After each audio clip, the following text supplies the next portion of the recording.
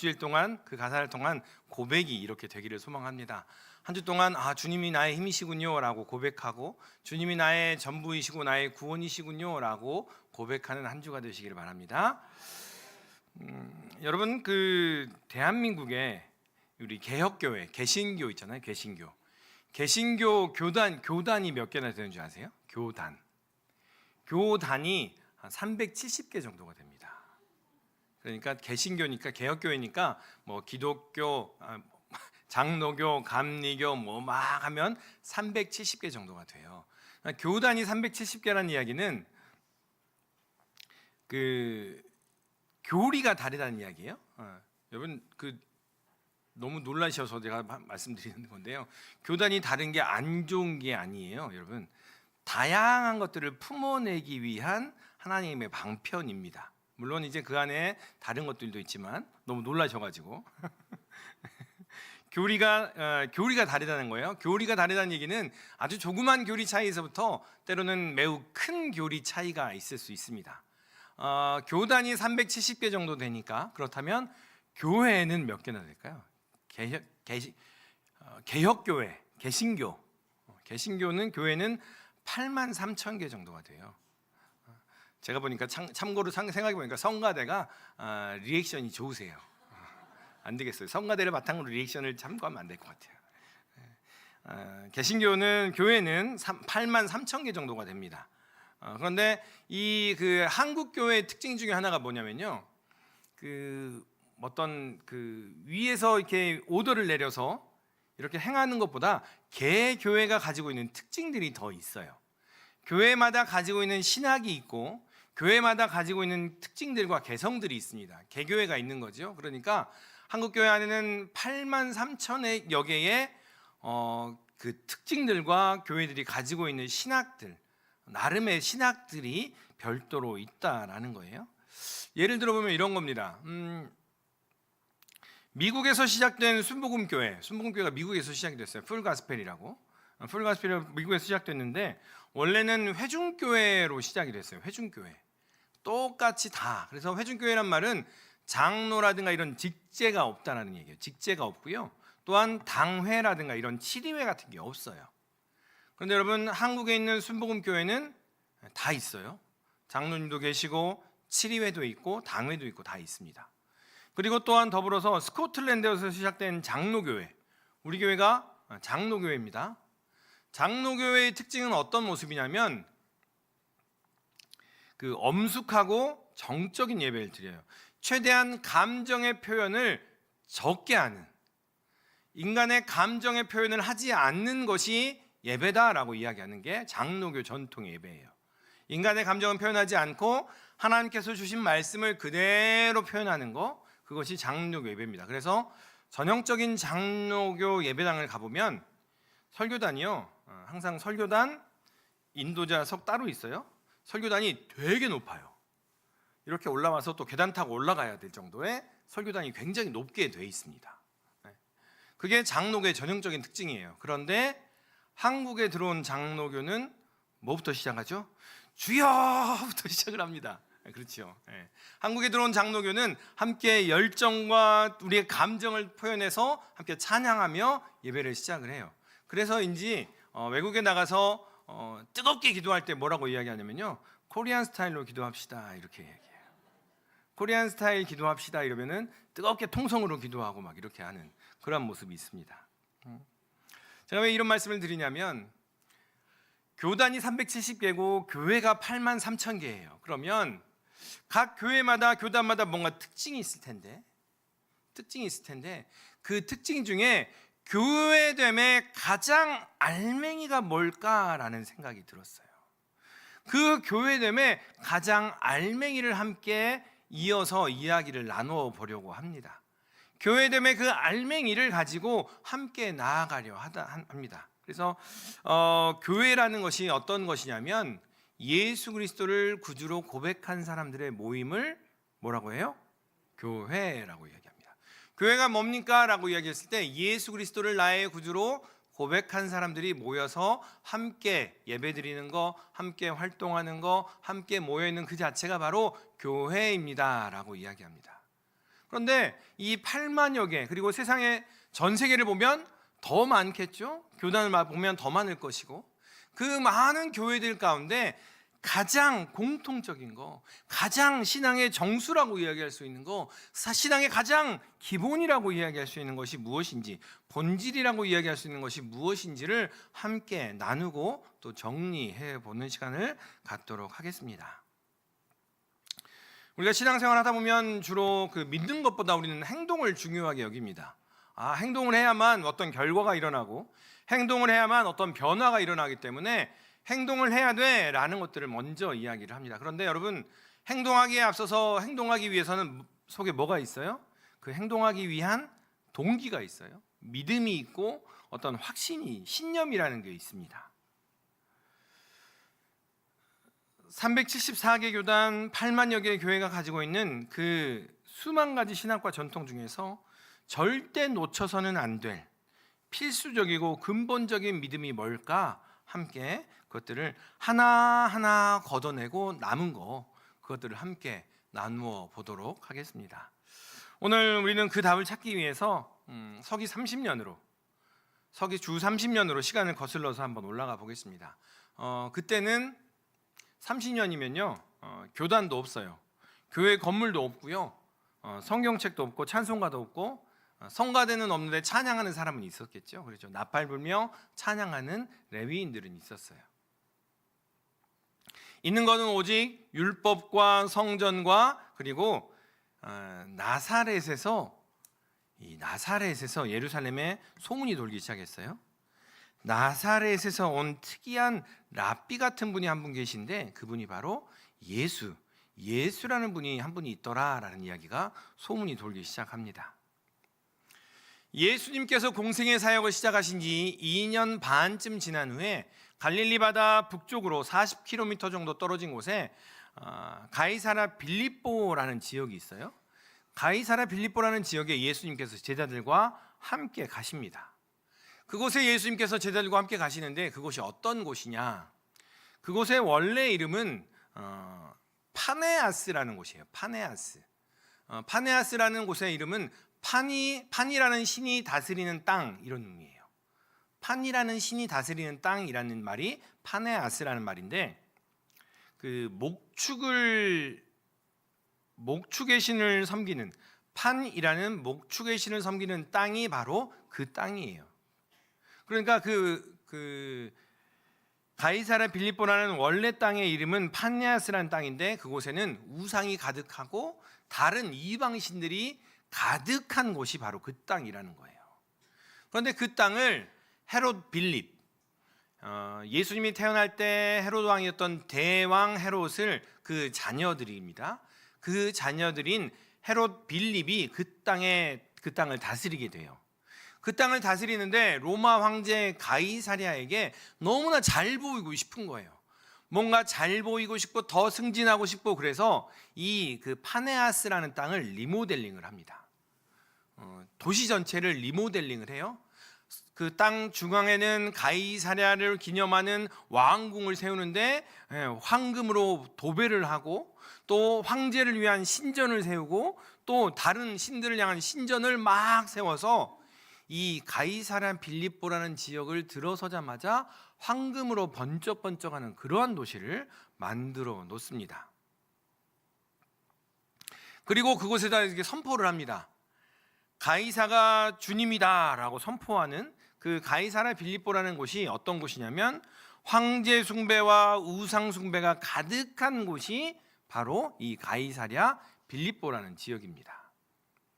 바로 그곳에, 그러니까 가이사랴 빌립보를 가면, 죄송합니다, 방송실 모니터 소리 조금만 더 키워주세요. 가이사랴 빌립보라는 곳에 가면 황금이 번쩍번쩍하는 화려한 곳인 거예요. 길은 쫙 뚫려 있고요, 도시는 계획되어 있어서 가기만 하면 멋진 곳인데, 그곳에 초라한행색의 예수님과 초라한행색의 제자들이 가서 그곳에서 오늘 대화를 나누는 거예요.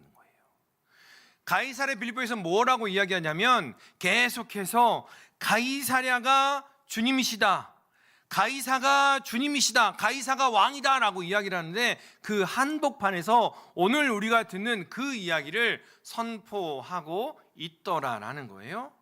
오늘 13절의 말씀 같이 한번 읽어보겠습니다. 13절입니다. 예수께서 빌립보 가이사랴 지방에 이르러 제자들에게 물어 이르시되 사람들이 인자를 누구라 하느냐. 아멘. 예수님께서 그렇게 물어보시자 제자들이 대답합니다.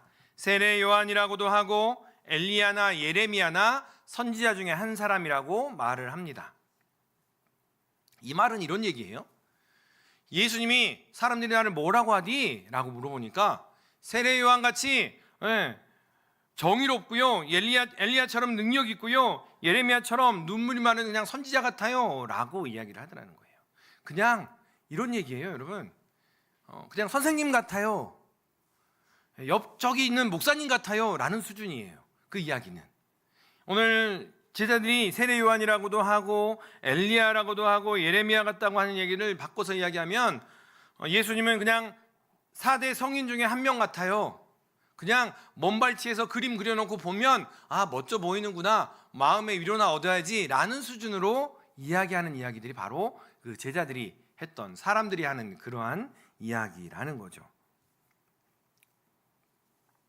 세상은요, 예수님을 향하여 뭐라고 이야기하냐면 훌륭한 선생님이에요, 멋지게 사랑하는 사람이에요, 멋지게 세상을 바꿔가는 그러한 혁명가예요 라고 이야기합니다. 사랑해주는 사람이에요 라고 이야기하지, 세상은 예수님을 향하여 주님입니다 라고 말하지 않습니다.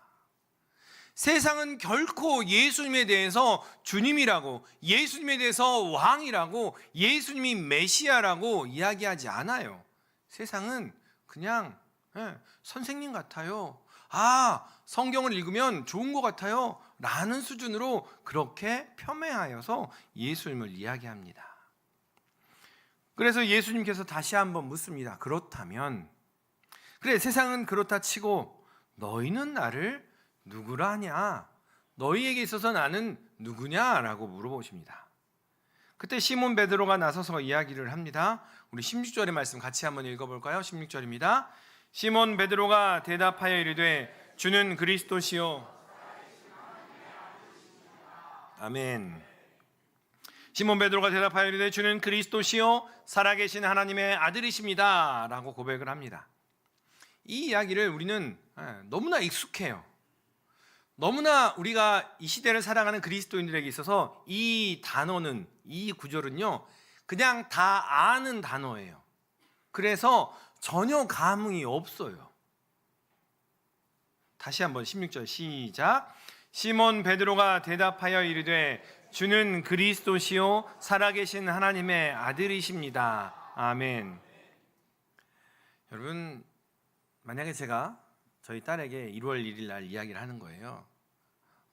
딸이 너무 자주 등장을 해서 출연료를 줘야 될 것 같긴 한데, 성탄절에 아이폰을 선물해 줄게 라고 이야기하면 1년 동안 정말 열심히 기다리며 잘할 거예요. 그죠? 왜냐면 요즘 아이폰 노래를 부르고 있어가지고 안 된다 이러고 있는데, 여러분, 이스라엘 백성에게 있어서 메시아는요 그보다 더한 거예요. 이스라엘 백성에게 있어서 메시아는 400년, 500년, 600년 아니요, 출애굽 이후부터 계속해서 기다렸던 분이 바로 메시아예요. 내 생명을 다 바쳐서, 그래요, 내 생명을 바쳐서라도 만날 수 있는 분이 메시아라면 나는 바칠게요 라고 기꺼이 생명을 바친 사람들이 유대인이에요. 메시아를 만날 수만 있다면 뭐든 할게요 라고 이야기하며 기다리는 존재들이 메시아라는 거예요. 그런데 오늘 베드로가요, 사람들은 다 뭐라고 이야기해요? 예수님에 대해서 아, 그냥 선생님이에요, 아, 그냥 조금 뭐 귀신 하나 보죠, 병 좀 고치는 분인가 봐요, 아, 엘리야 같아요, 능력을 행하는 거 보니까 라고 이야기하는 사람들은 다 그렇게 이야기합니다. 그런데 베드로가 무엇을 처음으로 이야기하냐면 예수님이 메시아입니다. 예수님이 메시아입니다라고 베드로가 외치더라는 거예요. 어디에서? 가이사랴 빌립보에서. 가이사가 왕입니다, 가이사가 메시아예요 라고 이야기하는 그 한복판에서 이 베드로는 외치고 있는 겁니다. 예수님 메시아입니다. 예수님이 왕이시고요, 예수님이 나의 주인입니다 라고 소리 높여 외치고 있는 겁니다. 베드로는 세상 사람들이 이야기하는 그 정도로 말하지 않았습니다. 베드로는 그 중심이 그 예수님과 함께 더불어서 함께하는 것이 무엇인지를 알게 되었다라는 거지요. 베드로가 한 그 고백을 바꿔서 이야기하면 이런 겁니다. 예수님, 저기 저 보이는 로마 황제 있잖아요.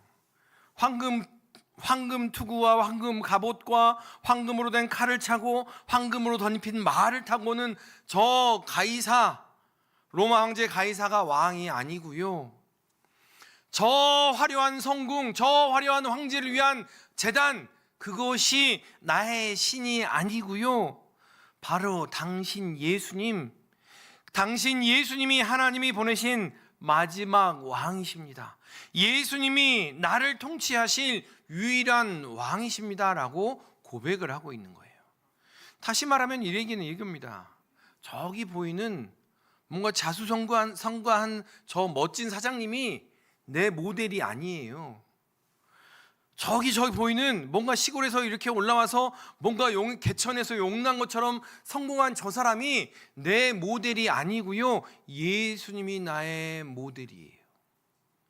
예수님이 나의 전부예요 라고 고백을 하더라는 거예요.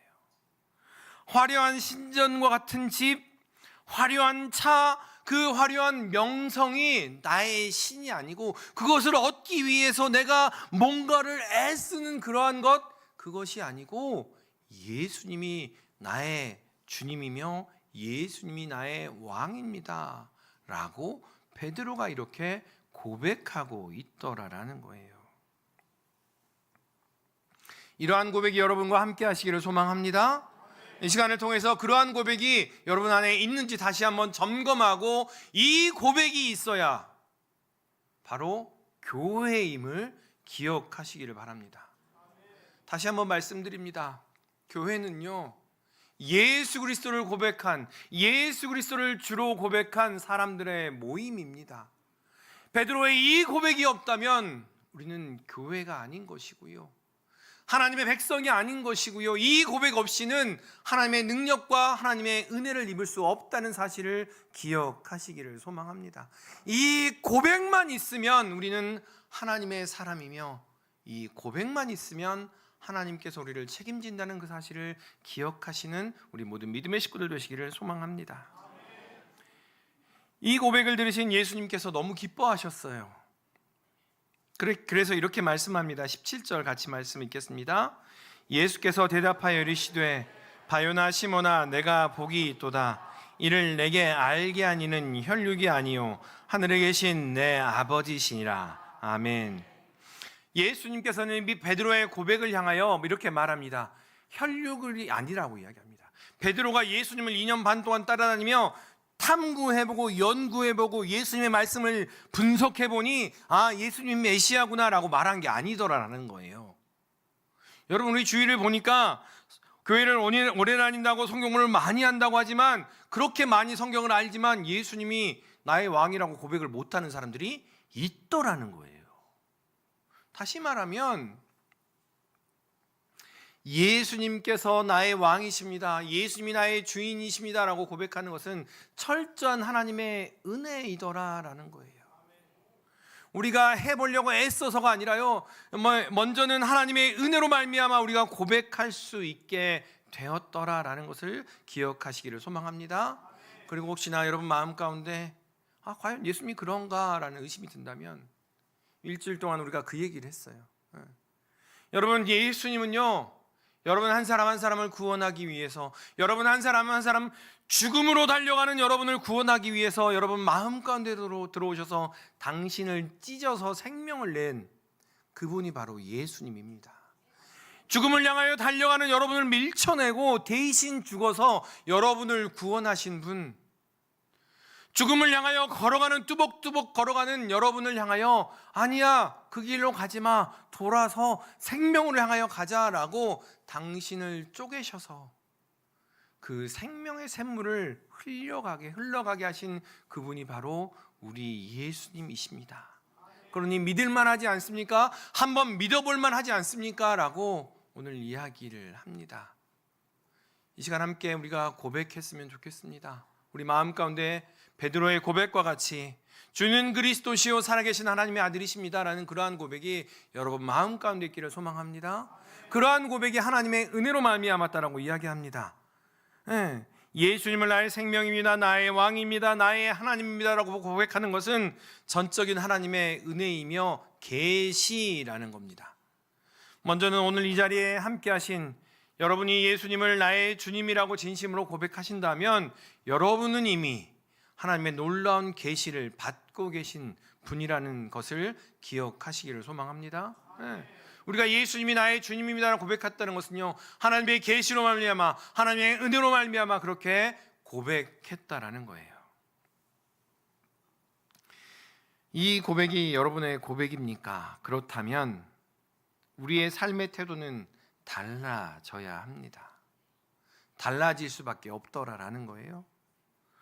예수님이 만약에 왕이시라면 우리의 기도의 내용도 바뀌더라라는 겁니다.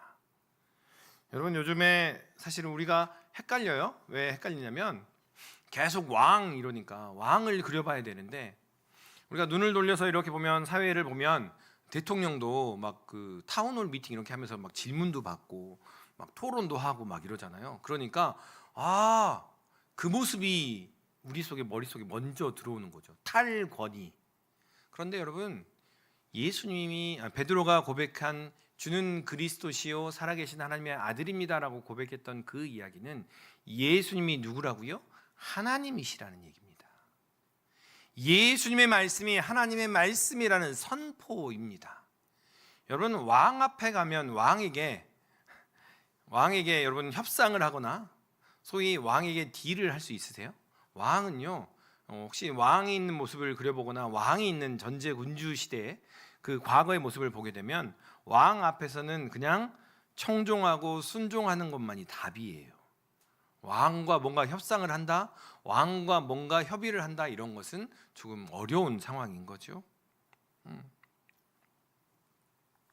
예수님이 만약 왕이라면 예수님이 선한 예수님께서 우리를 삶을 주관하시며 그 선한 예수님께서 우리의 삶을 다스리시는 분이라면 내 뜻을 관철시키기 위해서 때를 쓰는 그러한 것이 기도가 아니라 왕의 명령을 듣고 네 알겠습니다, 나보다 더 나를 사랑하고 나보다 더 선한 것들을 만드시는 그분이 예수님이니 그 말씀하시는 것에 순종하며 그렇게 나아가겠습니다 결단하는 것이 아마 유일한 대답일 것입니다. 그런데 이 왕되심에 대한 고백, 예수님이 왕이십니다라는 고백이 그 우리 신앙생활하면서 봉사하는 것, 교회 봉사하는 것에서도 드러납니다. 그 요즘에 연초가 되어서 이렇게 이제 사역하는 분들, 봉사하시는 분들 이렇게 쭉 정리를 하다 보니까 우리가 전체 교인 수에 비해서 봉사하시는 분의 숫자가 적을까요, 많을까요? 적어요. 많지 않아요. 봉사하시는 수가 적다 보니까 하시는 분이 2개, 3개 이렇게 봉사를 하시는 거예요. 그러니까 봤던 사람을 또 보고 저기 가도 보고 그 사람이 저기도 보이고 그 사람이 저기도 보이는 거예요. 한 사람이 2개, 3개 이렇게 하는 거예요.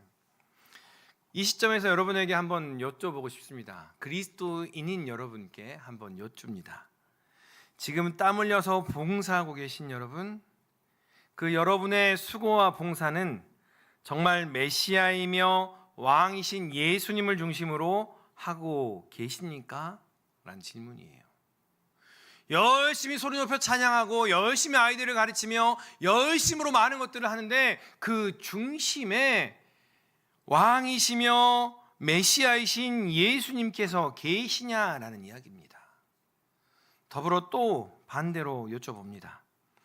그리스도이신 여러분께 여쭤봅니다. 봉사를 하지 않으시는 분들, 또 봉사하다가 잠시 잠깐 내려놓으신 분들, 봉사를 하지 않고 봉사를 내려놓으신 이유 역시도 메시아이시며 왕이신 예수님의 뜻 때문에 하지 않느냐라는 거예요. 다시 말하면 나는 그리스도인입니다 라는 이야기는요, 우리의 결정하는 순간순간이 왕이며 메시아이신 예수 그리스도를 바탕으로, 그리스도께서 하시는 말씀을 바탕으로 결정합니다라는 이야기예요. 오늘은 내 마음대로 결정하고요, 내일은 바알 따라서 결정하고요, 그 다음 날은 이세벨 따라서 결정하고요, 이때는 여호와를 따라서 결정할게요 라고 이야기했던 사람이 어떤 사람들이냐면 멸망하기 전 이스라엘 백성이 했던 사람들의 모습이에요. 이스라엘 백성이 여호와를 부르지 않았던 게 아닙니다.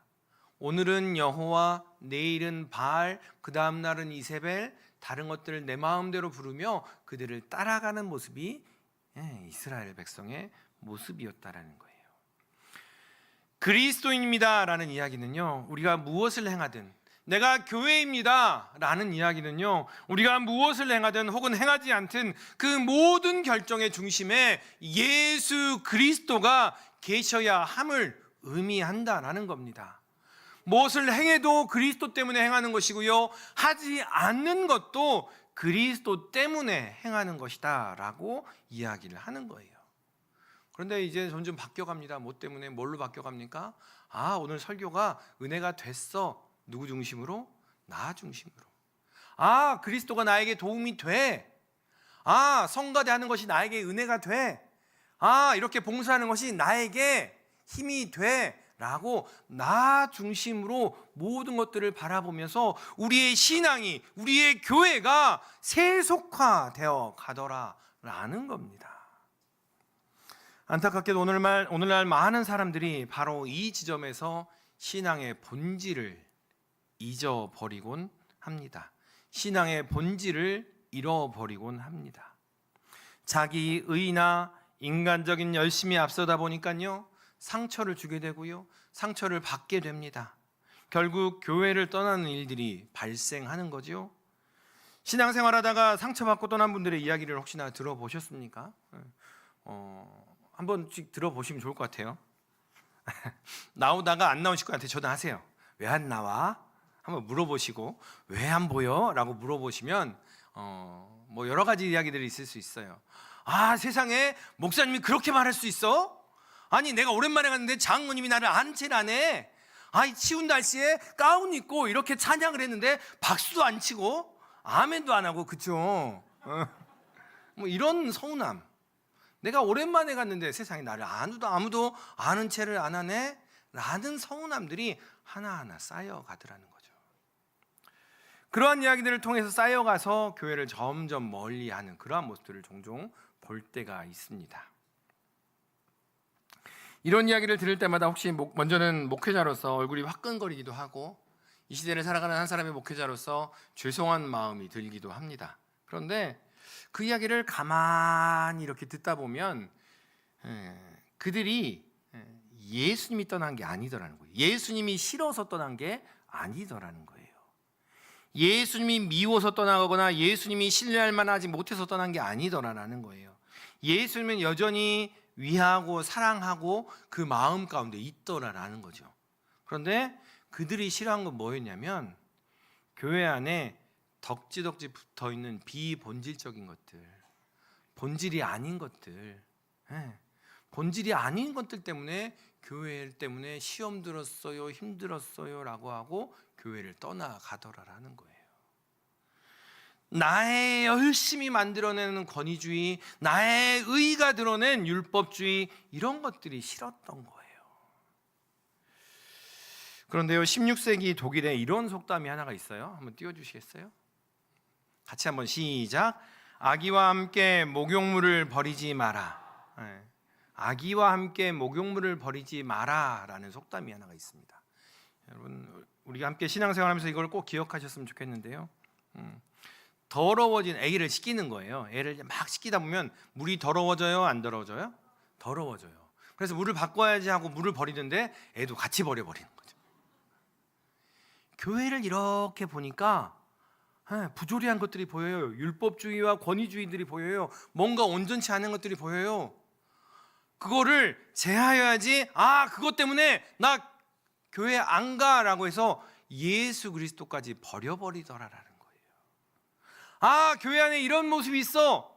그런데 그런 모습을 없애야지 하다가 그리스도에 대한 사랑, 그리스도에 대한 은혜까지도 버리더라라는 거예요. 한국 교회 안에는 370개가 넘는 교단만큼 다양한 목욕물이 존재합니다.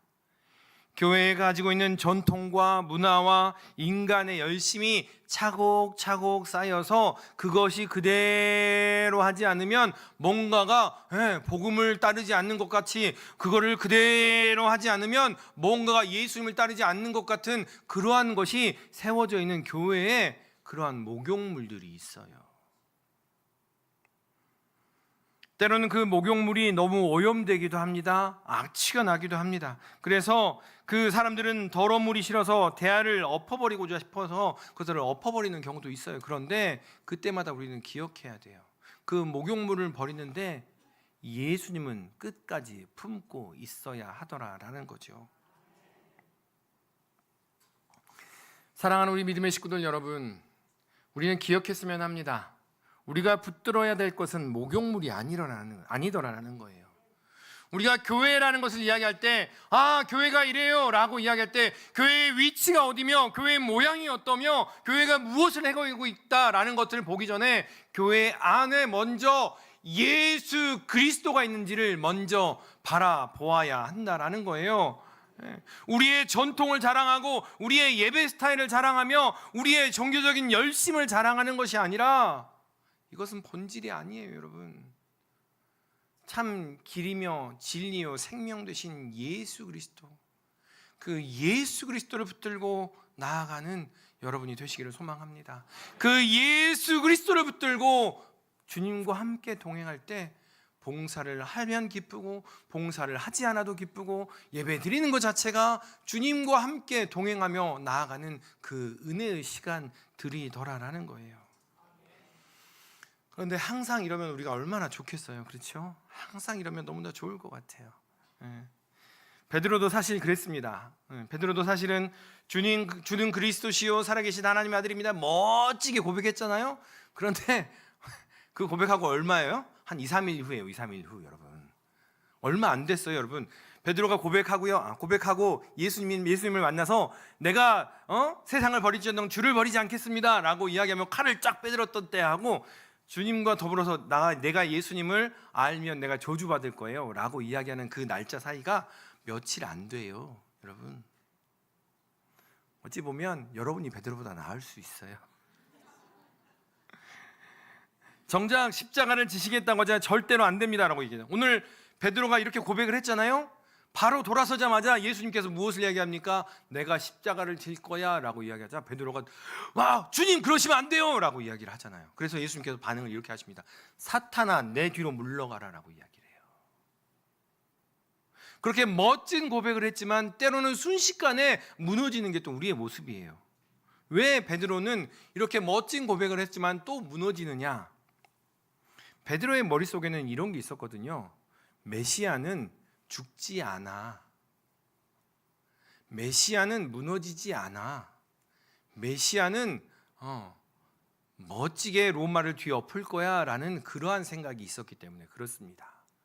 그래서 그 생각을 예수님께서 넘어서자 베드로가 철저히 그 생각이 무너졌다라는 거죠. 먼저는 기억했으면 합니다. 여러분, 예수 그리스도가 왕이십니다. 예수 그리스도가 메시아입니다라는 이야기는요, 그냥 좋은 선생님을 정도를 이야기하는 게 아니라는 거예요. 그냥 우리가 따라가야 될 삶의 모델 정도, 저 사람은 성공했어, 저 사람은 자수성가했어, 그러니 내가 그 모델을 따라가 봐야지, 그 정도 수준이 아님을 기억하시기를 바랍니다. 당신을 쪼개셔서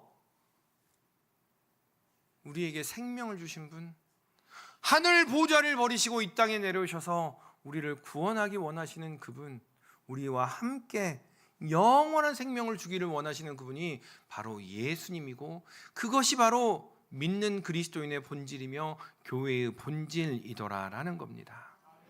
신앙의 본질은 복잡하지 않습니다. 370개 넘는 교리나 수만 가지 전통이 아니더라라는 거예요.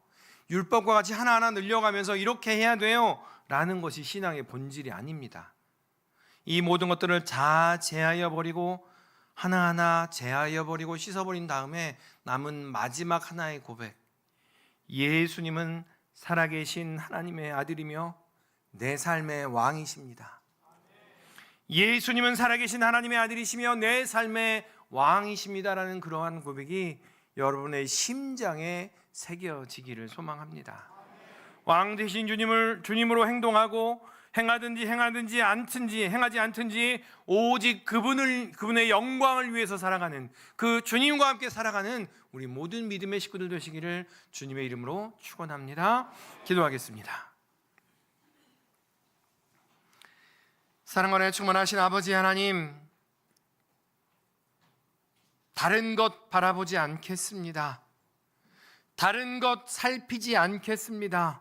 오직 주님만을 바라보며 오직 주님만을 기대하며 함께 봉사하며 함께 세워가며 함께 이루어 가겠습니다.